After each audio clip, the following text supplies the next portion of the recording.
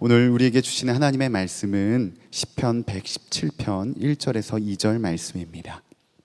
너희 모든 나라들아 주님을 찬송하며 너희 모든 백성들아 그를 칭송하여라. 우리에게 향하신 주님의 인자하심이 크고 주님의 진실하심은 영원하다. 할렐루야. 아멘. 하나님의 말씀입니다. 자리에 앉으시겠습니다. 어젯밤에 정말 잠이 들 그때 온 동네가 떠나가는 함성이 울려 퍼져서 주께서 오셨나 깜짝 놀랐습니다. 우리 축구 경기에 우리 국가대표팀이 아마 골을 넣는 순간이었던 것 같습니다. 다시 잠이 들기를 청하면서 이렇게 하는 것이 하나님께 찬양하는 거지, 그죠? 우리 축구 대표팀이 이겼다고 찬양하는 게 아니고 하나님이야말로 찬양을 받으실 분이지, 우리가 이처럼 그냥 속에서부터 터져 나오는 찬양을 하나님께 드리는 것이 그게 마땅한 일이지, 그런 생각이 들었습니다. 오늘 이 설교를 준비하고 기도하고 잠자리에 들었기 때문에 더 그런 생각이 들었던 것 같습니다. 정말 하나님은 모든 나라 또 모든 민족에게서 찬양을 받으시기를 원하십니다. 1절 말씀에 너희 모든 나라들아 주님을 찬송하며 너희 모든 백성들아 그를 칭송하여라. 여러분, 우리가 하나님이 어떤 분이신지를 알게 되면 그러면 찬송하라 말라 할 것도 없이 우리 속에서부터 찬송이 터져 나오게 됩니다.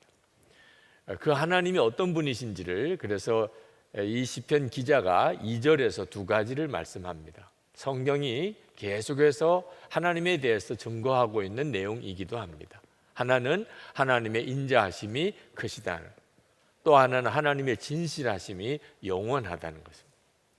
우리가 이 두 가지를 정확히 알게 되면 그러면 정말 하루 종일 찬송하고 살 수 있는 사람이 될 것입니다. 그런데 하나님이 인자하시고 하나님이 진실하다는 것을 그냥 지식으로 안다고 찬양하게 되는 것은 아닙니다.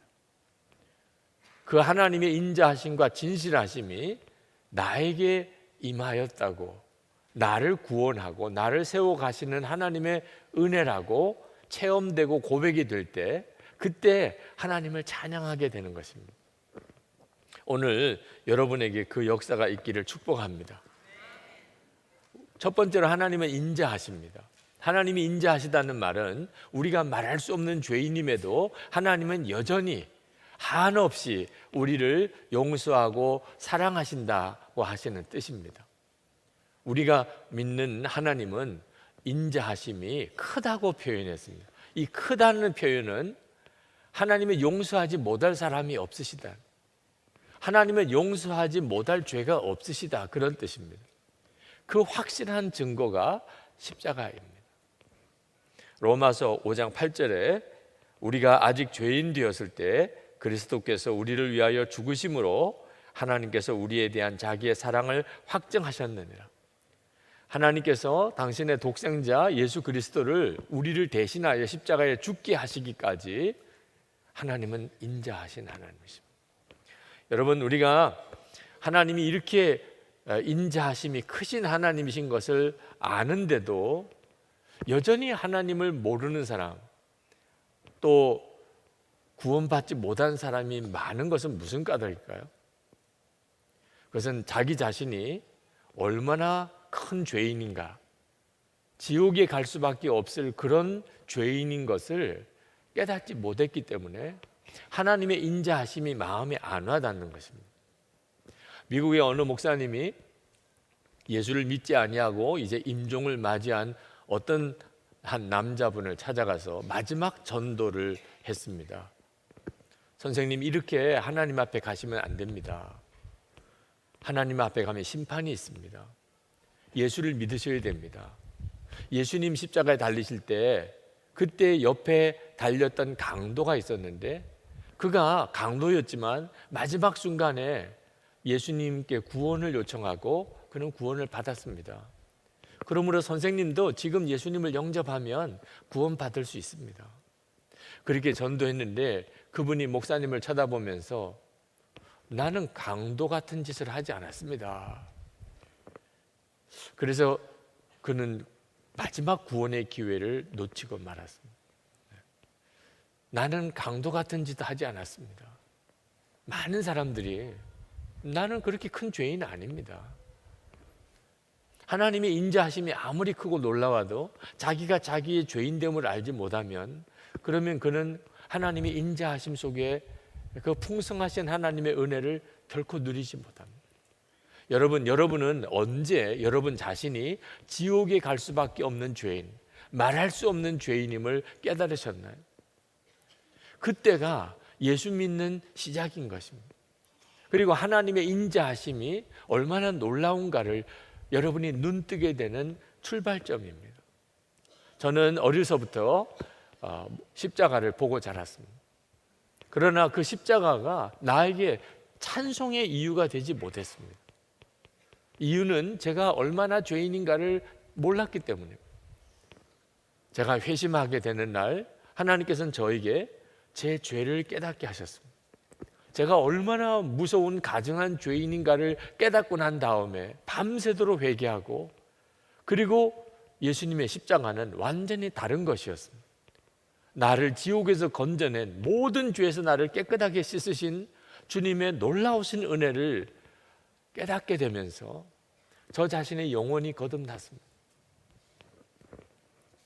하나님의 은혜가, 하나님의 자비하심이 우리에게 얼마나 풍성한지를 아는 가장 시작은 자기 자신이 얼마나 죄인인가 하는 것을 아는 것에서 시작합니다. 민수기를 보면 발람 선지자가 이스라엘 백성들을 축복하는 장면이 나옵니다.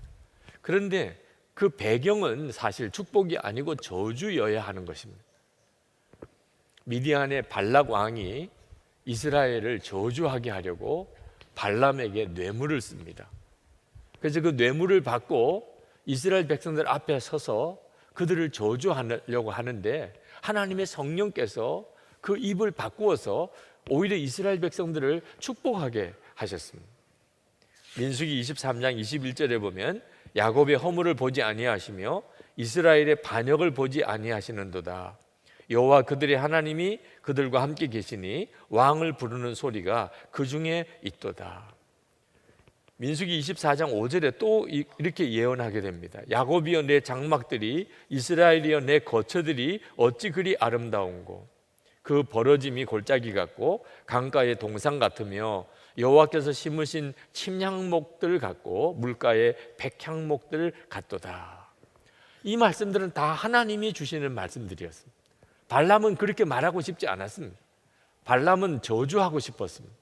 근데 하나님께서 발람의 입에 이스라엘 백성들을 향하여 축복하게 하신 것입니다.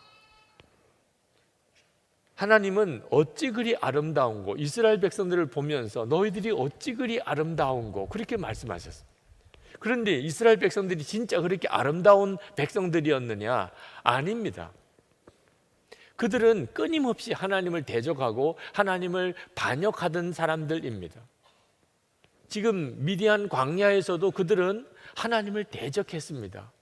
물이 없다고 모세와 아론에게 무섭게 달려들어서 그들이 이렇게 말합니다. 민수기 20장 5절에 보면 이곳에는 파종할 곳이 없고 무화과도 없고 포도도 없고 석류도 없고 마실 물도 없도다. 그들은 없는 것밖에는 보지 못했습니다. 하나님이 그들을 지금까지 보호하시고 인도하신 것에 대해서는 아무것도 생각하지 않았습니다. 그런 이스라엘 백성들이 어찌 하나님 보시기에는 그리 아름다운 거 하실 수 있겠어요? 하나님께서는 이스라엘 백성들의 모든 허물과 반역을 보지 않으셨다. 그게 인자하심.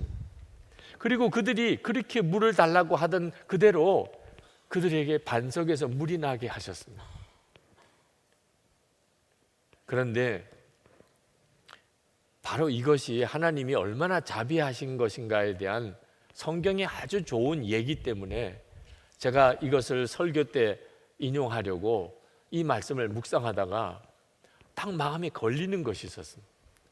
이스라엘 백성들이 그렇게 하나님께 거역하고 하나님을 대적하고 하나님을 원망함에도 불구하고 하나님은 그들의 거역한 것을 보지 아니하시고 그들을 오히려 아주 아름다운 백성이라고 말씀하시던 그 인자하신 하나님이 당신의 종 모세와 아론에게는 얼마나 무서운 하나님이셨느냐 하는 것입니다. 하나님은 아론과 모세에게 지시하시기를 반석을 명하여 물을 내라고 하셨습니다.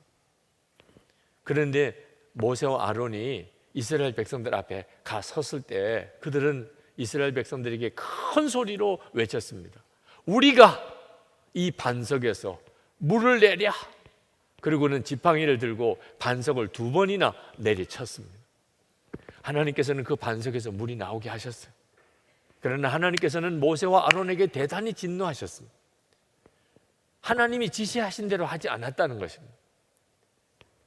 그것을 하나님은 온전히 하나님을 믿지 못했다고 표현하셨습니다. 그리고 모세와 아론이 가나안 땅에 들어가지 못하게 될 것이라고 징계하셨습니다. 어떻게 이렇게 하실 수 있죠?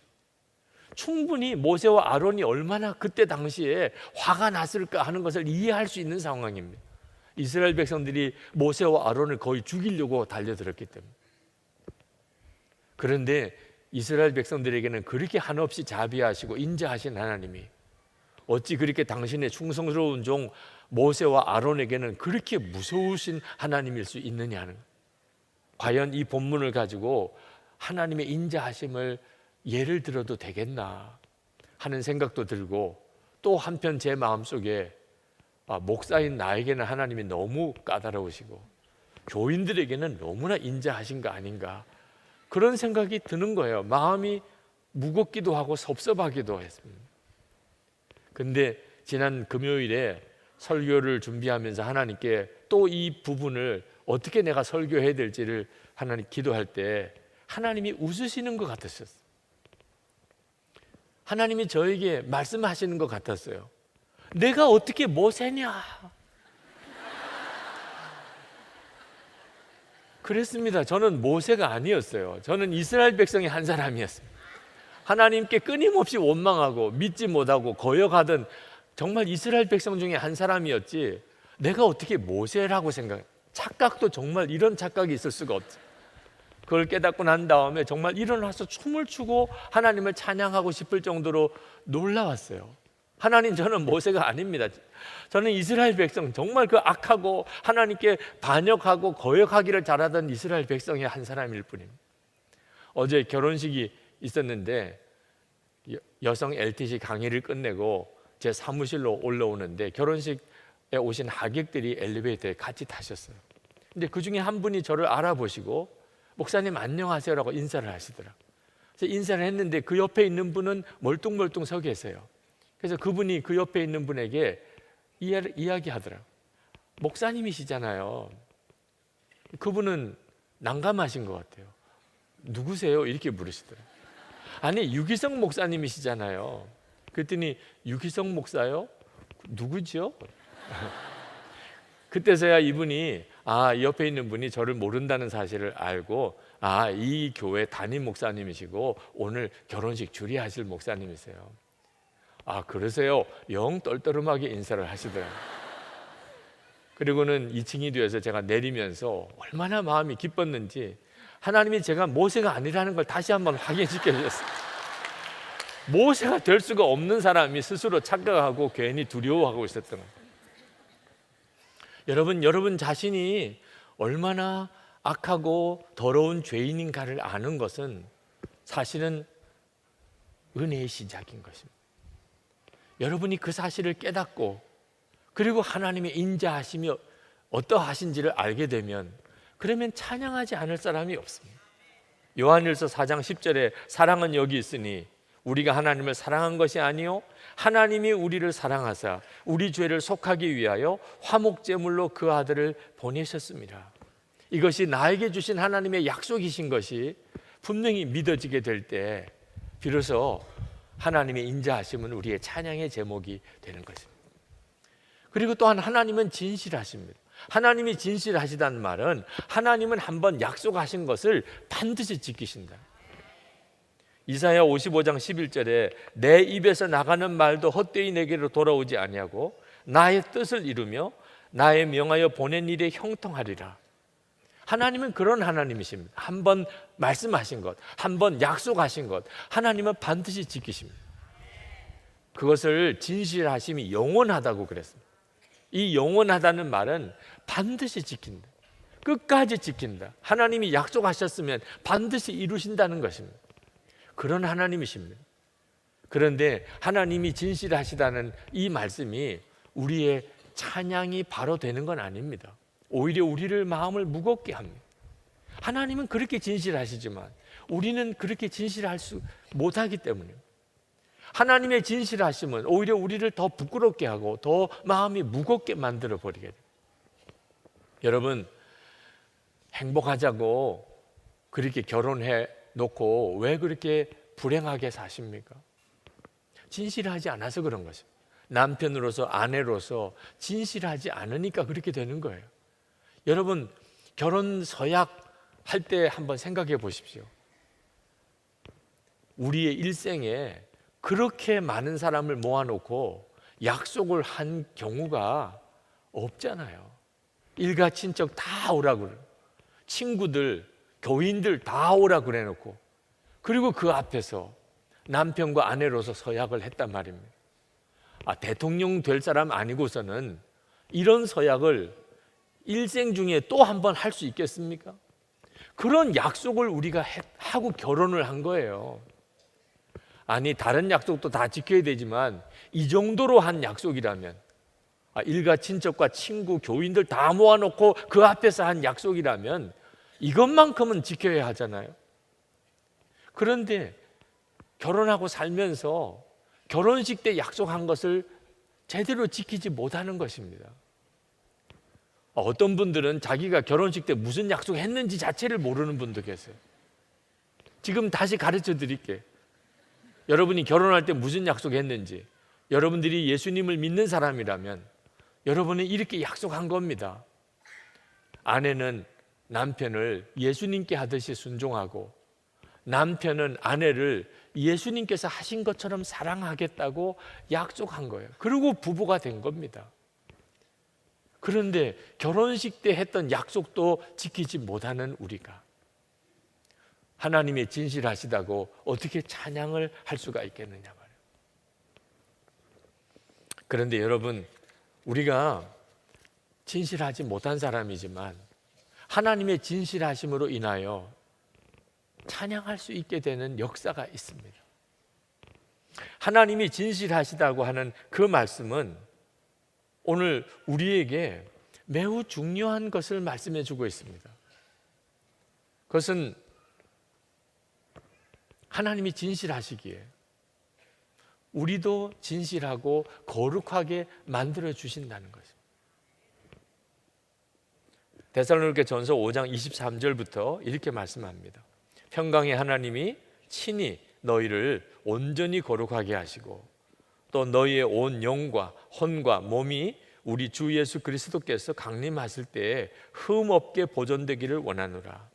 너희를 부르신 이는 미쁘시니 그가 또한 이루시리라. 이것이 하나님께서 하신 약속입니다. 여러분, 하나님이 우리에게 주신 약속을 반드시 다 이루시는데 그 중에서 가장 중요한 약속이 우리를 구원해 주실 뿐만 아니고 우리를 거룩하게 하실 것이라. 하나님이 그렇게 하실 것이라고 약속하십니다. 그러니 우리는 거룩하게 될 것입니다. 우리는 하나님이 진실하신 것처럼 우리도 진실하게 될 것입니다. 그것은 우리의 노력에 달린 것이 아닙니다. 그건 하나님이 그렇게 이루어 주실 것입니다. 빌립보서 1장 6절에 이렇게 말씀합니다. 너희 안에서 착한 일을 시작하신 이가 그리스도 예수의 날까지 이루실 줄을 우리는 확신하노라. 우리가 할 일은 믿는 것밖에 없어요. 하나님은 우리를 거룩하게 하신다. 하나님은 우리를 진실하게 만드신다는 것을 믿는 거예요. 실제로 예수님이 십자가에 죽으셨을 때 그때 우리는 의롭게 되었고 거룩하게 되었고 영화롭게 되었고 하나님과 함께, 예수님과 함께 하나님의 보좌 앞에 앉게 이미 되었습니다. 과거에 이미 이루어진 일입니다. 우리가 할 일은 믿는 거죠. 정말 하나님께서 우리를 진실하게 만드실 수 있을까요? 우리를 거룩하게 하나님이 우리를 만드실 수 있을까요? 그 점이 믿어지지 않은 분들이 있으실 겁니다. 그것이 문제인 것입니다. 하나님이 진실하시다고 우리가 고백한다면 그게 믿어져야 되는 거예요. 하나님은 반드시 약속을 이루신다니까요. 그러니까 나를 변화시키실 거야. 나를 진실하게 거룩하게 하나님이 만드실 거야. 그게 믿어져야 하는 거예요. 많은 사람이 자기가 짓는 죄가 음란한 것, 욕심을 부리는 것, 또는 혈기를 부리는 것, 거짓말하는 것, 그런 죄라고 생각합니다. 그것도 죄긴 죄지요. 그러나 그런 죄들과 비교할 수 없이 큰 죄가 무슨 죄인 줄 아십니까? 하나님께서 우리를 구원하실 뿐만 아니고 우리를 거룩하게 만드실 것이라고 약속하신 말씀을 믿지 않는 것입니다. 하나님을 믿지 않는 것처럼 큰 죄가 없습니다. 우리가 하나님을 정말 믿게 된다면, 하나님의 진실하심을 진짜 믿는다면, 그러면 우리 자신의 변화, 그리고 사랑하는 가족의 변화를 믿게 됩니다.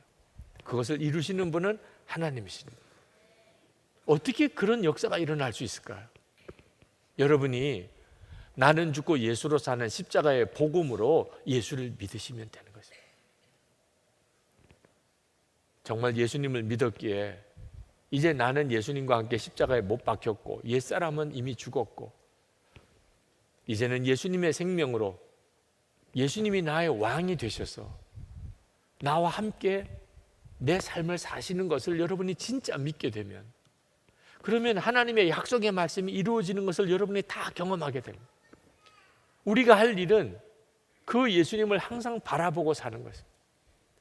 그래서 24시간 주님과 친밀히 동행하시라고 하는 것입니다. 어느 원로 목사님이 하신 말씀이 아직도 귀에 쟁쟁합니다. 지금 시대는 좋은 목사 되기 너무 쉬운 시대라는 것입니다. 제가 생각하던 것과 너무 다르기 때문에 제가 질문을 드렸어요. 목사님, 어떻게 그렇게 생각하십니까? 그랬더니 그 목사님이 하시는 이야기가 거짓말만 하지 않아도 좋은 목사가 되는 시대예요. 너무너무 부끄럽기도 하고 또 고통스럽기도 했어요. 지금 시대는 목사가 거짓말만 하지 않아도 좋은 시대라는. 여러분, 목사가 되었다고 그냥 거짓말 하지 않게 되는 거 아닙니다. 목사도 저절로는 거짓말하는 유혹 하나도 제대로 이길 수가 없는 그런 악한 존재입니다.